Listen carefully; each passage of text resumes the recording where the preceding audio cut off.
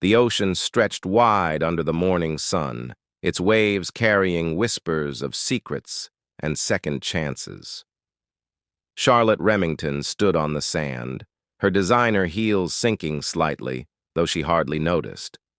Her eyes were fixed on her daughter, Lily, who sat alone with her head bent, silently pressing seashells into a castle wall. The silence between them was unbearable, like a wound that wouldn't heal.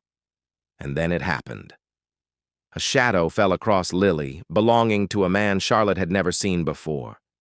He knelt, his hands moving fluidly in the air, shaping words without sound. Lily's face lit up like a lantern, her hands flying in response. For the first time in years, Charlotte heard her daughter laugh, a pure, unguarded laugh that cut straight through her chest. Charlotte froze.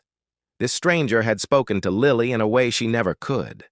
Her powerful boardroom strategies meant nothing here. All she could do was watch as her daughter blossomed in someone else's language. That was the moment her world cracked open, and nothing would ever be the same. Charlotte knelt slowly in the sand, her tailored skirt brushing against the grains. You know sign language?" Her voice came out uneven, betraying her usual calm control. The man looked up at her with kind but steady eyes. "Yes, my wife used to teach deaf children," he said softly.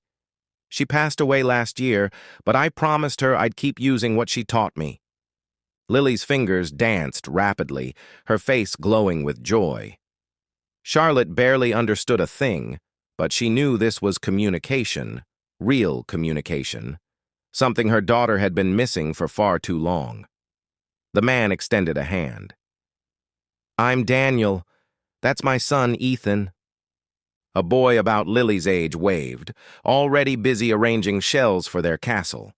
For the first time in forever, Lily wasn't isolated, she was part of something. That night, Charlotte sat by the hotel window overlooking Ocean View Beach.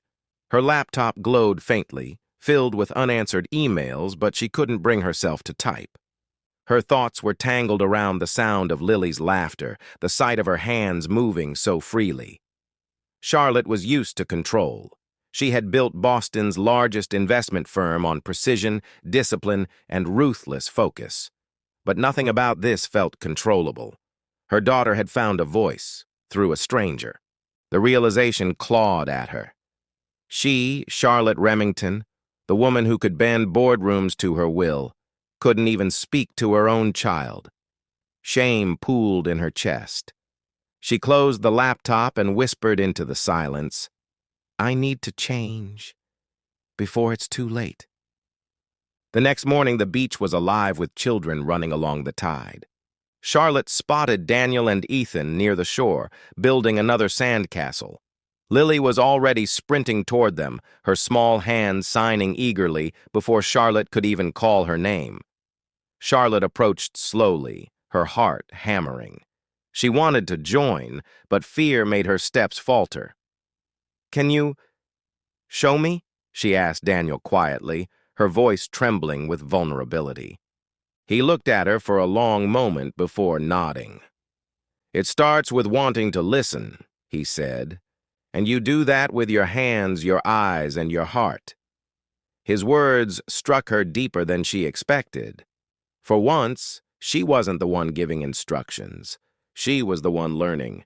Daniel began teaching her simple signs: mom, love, happy. Her hands fumbled, her movements clumsy, but Lily clapped with delight, her laughter carrying over the waves.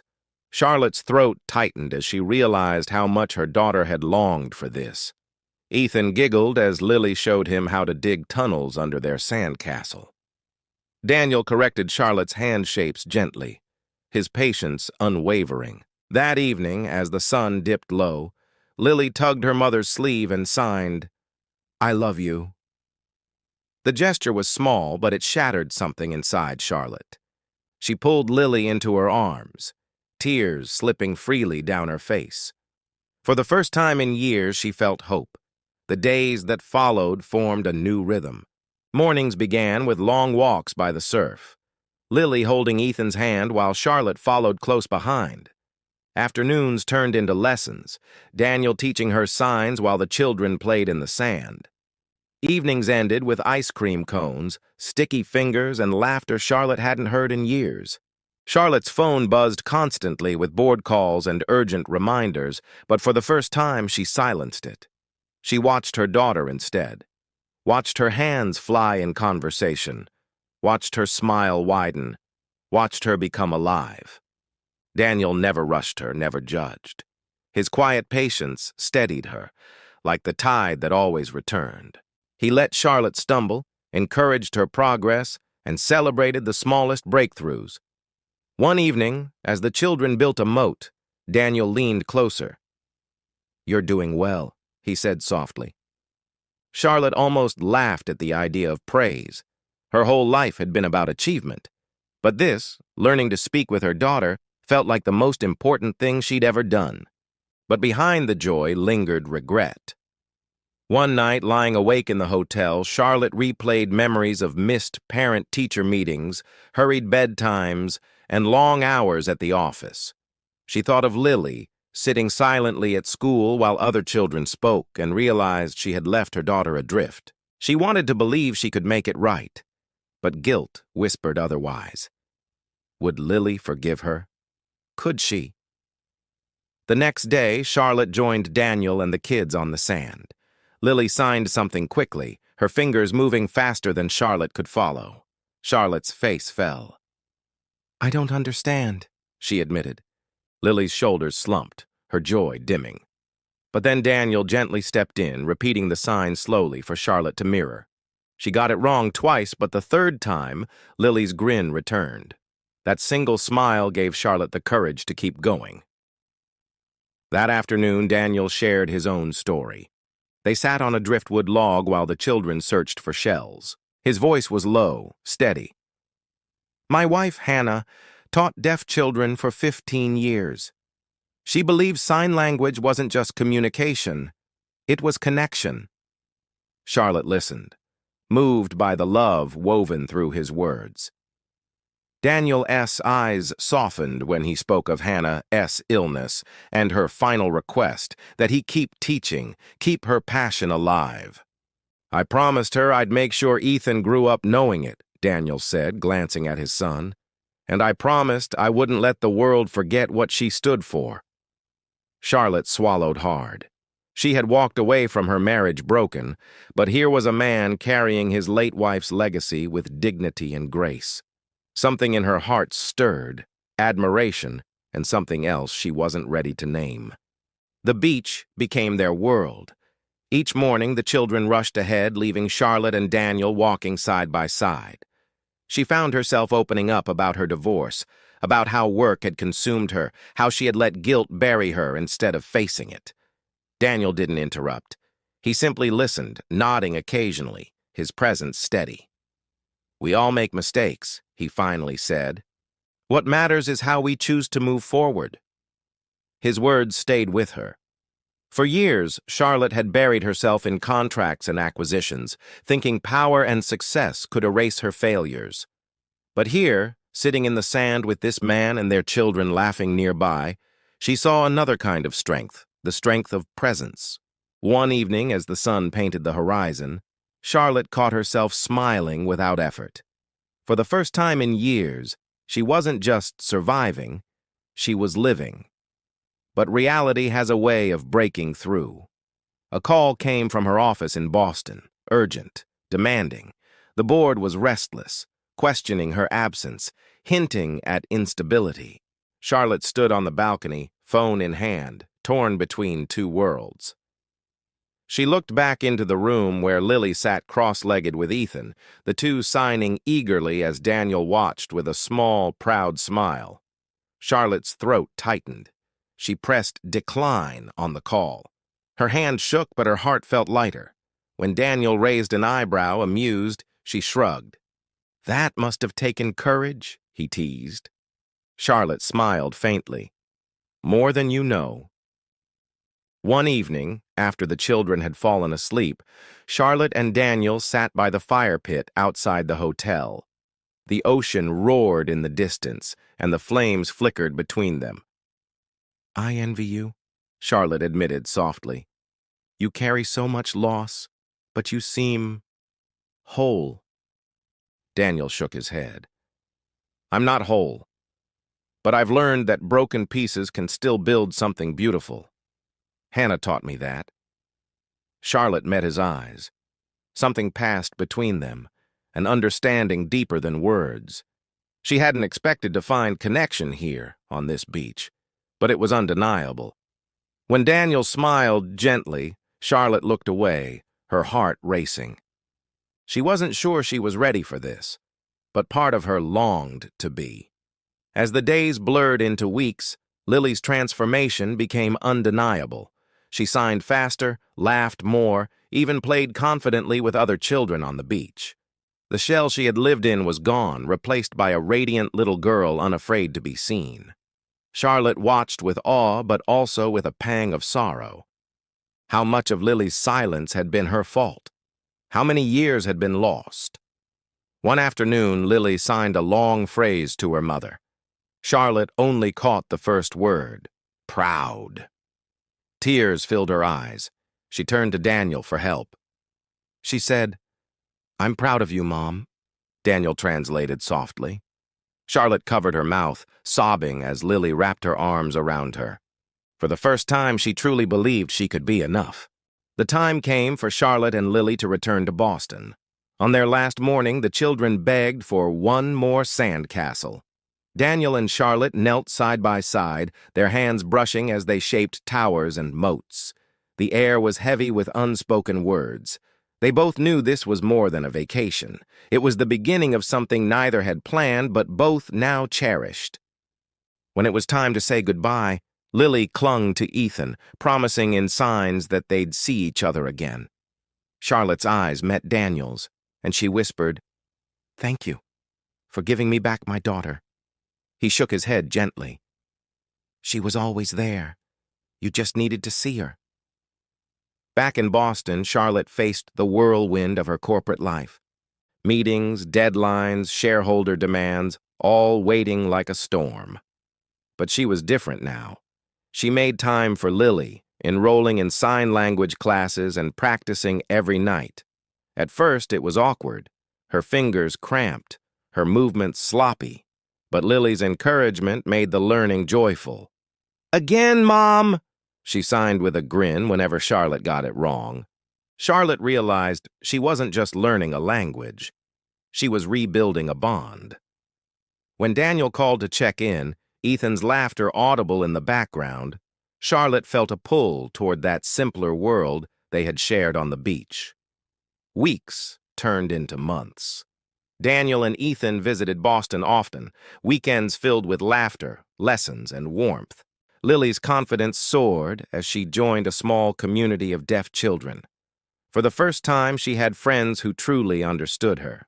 Charlotte's board, however, grew restless. "You're distracted," one partner warned. "We need the Charlotte who never blinked, who lived for this firm." But Charlotte no longer recognized that woman. She was still ambitious, still sharp, but her priorities had shifted. For once, her daughter came before her deals. When she looked across the table at her partners, she realized maybe that wasn't weakness, maybe it was strength. One evening, Daniel invited Charlotte and Lily to his home. It was smaller than her Boston townhouse, cozy and warm, filled with Ethan's drawings and the scent of fresh-baked bread. Charlotte felt oddly at peace there, away from glass towers and endless screens. She helped Ethan frost cupcakes while Lily showed Daniel her latest signs. Later, as the children played, Daniel admitted, "I didn't think I'd ever let anyone into this house again. It was Hannah's world. But tonight, it feels right." Charlotte's heart ached. She reached for his hand, their fingers brushing lightly. It wasn't a declaration, not yet. But it was a beginning. The seasons changed, and with them, Charlotte's life.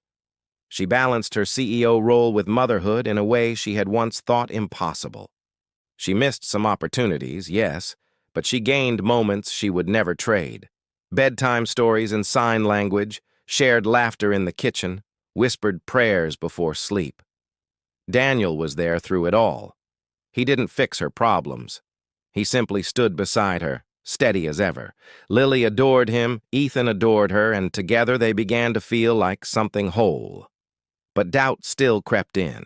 Could she really belong in his simple life? Could he belong in her high-powered world? One night, staring at the city skyline, Charlotte whispered, "Am I strong enough to choose love over ambition?" Christmas arrived with snow blanketing the streets of Boston. Charlotte hosted Daniel and Ethan for the holiday, her townhouse filled with lights and warmth. For the first time, Lily helped decorate the tree, signing stories as she hung each ornament. After dinner, Ethan handed Charlotte a card written in clumsy handwriting. "Thank you for helping Dad smile again." Charlotte's eyes blurred with tears. She glanced at Daniel, who simply gave her that soft, steady smile she had come to rely on. In that moment, she realized it wasn't about choosing between ambition and love. It was about creating space for both. Spring brought new beginnings. Charlotte's company adjusted to her boundaries, begrudgingly at first, but eventually with respect. Her newfound balance made her sharper, more creative, and, surprisingly, more effective. Daniel expanded his small architectural practice, designing community centers and schools. Charlotte supported him with her business expertise, blending their worlds in ways neither had expected. Through it all, Lily and Ethan grew closer, inseparable in their adventures. Their laughter echoed in every room, their bond unshakable. For Charlotte, watching them together was proof that family wasn't about bloodlines. It was about presence, love, and choice. That summer, they returned to Ocean View Beach. The children ran ahead, their laughter carried by the wind. Charlotte and Daniel walked behind side by side, memories of the first meeting flooding back. Charlotte paused, watching Lily sign with ease. Her daughter's hands moved like poetry, her joy radiant. "She's free," Charlotte whispered. Daniel nodded. "Because of you." Charlotte turned to him, emotion thick in her throat. "No, Daniel. Because of us." Their eyes met, the ocean roaring around them, and this time, neither looked away. That night, as the stars stretched wide above the beach, Daniel finally spoke the words he had been holding back. "Charlotte, I never thought I'd love again, but with you, it feels like coming home." Tears glistened in her eyes. She signed slowly, her fingers trembling. "I love you." Daniel pulled her close, their children watching with wide grins before returning to their sandcastle. The silence between them was no longer heavy. It was sacred. Together, they had turned loss and guilt into something new, something whole. Years passed, and Ocean View became their tradition. Every summer, they returned to the place where it all began. The children grew taller, their laughter louder, their hands fluent in both words and signs. Charlotte often stood at the edge of the water, remembering the woman she once was. Powerful, untouchable, but deeply alone. That woman was gone. Now she was more than a CEO. She was a mother, a partner, a woman who had learned that love was not weakness, but the greatest strength of all. Daniel would join her at the shoreline, their hands entwined, their children playing nearby. And she knew, without doubt, that they had built something lasting. On one of their last evenings at Ocean View, the four of them built the biggest sandcastle yet, complete with towers, bridges, and seashell walls. Lily and Ethan crowned it with flags made from driftwood and leaves. As the sun dipped below the horizon, Charlotte signed to her daughter, "Family forever." Lily grinned and signed back, "Forever." Daniel wrapped an arm around Charlotte's shoulders, and she leaned into him, the waves washing against their feet. It had all begun with silence, with a stranger's hands shaping words in the sand. And it had ended here, in love, in connection, in a family that was stronger than anything Charlotte could have built alone.